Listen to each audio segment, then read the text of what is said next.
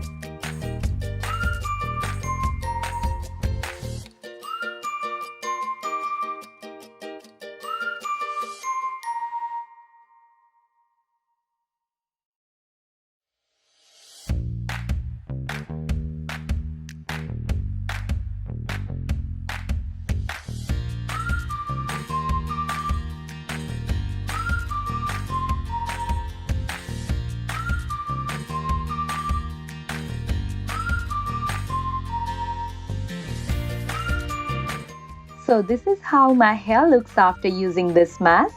It really feels so soft and smooth. Hope you guys have enjoyed watching this video, and yes, don't forget to comment down below how your hair feels after using this mask. I love you guys. See you soon next time with brand new video. Till then, stay strong and stay safe. Bye.